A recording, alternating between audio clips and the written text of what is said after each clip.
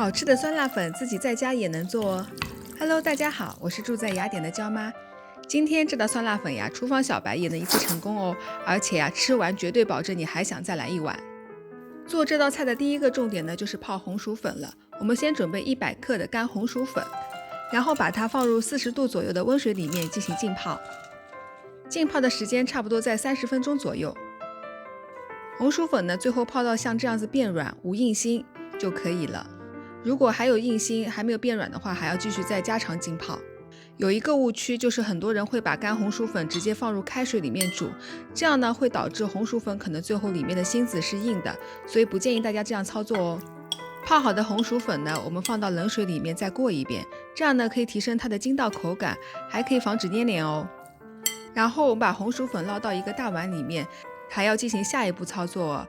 这个时候呢，我们要煮一些开水，等水开了之后呢，我们就把刚刚的红薯粉放到开水里面再煮2分钟。2分钟的时间呢，差不多能把红薯粉煮熟透，但是呢又保证它不烂掉。煮好的红薯粉本身就有一些烫，它的余温呢会破坏它的口感，所以呢我们还要进行最后一步操作，就是把红薯粉呢放入冷水里面进行降温。这一步操作呢也是为了让红薯粉的口感更加的 Q 弹，口感更顺滑。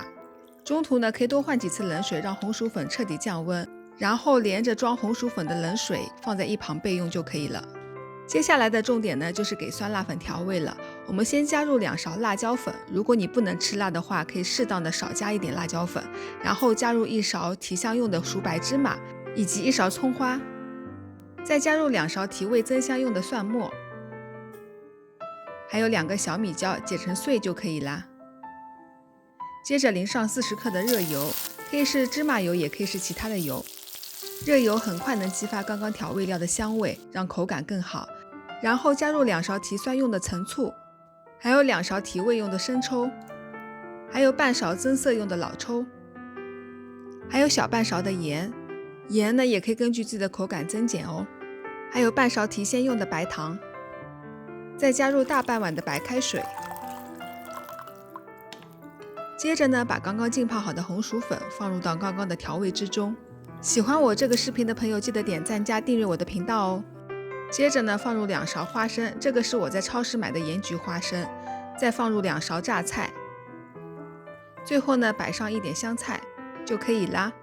一碗超级无敌开胃的酸辣粉就做好啦，是不是超级简单？这个分量呢差不多是1人份的，如果要多人食呢，可以酌情增加哦。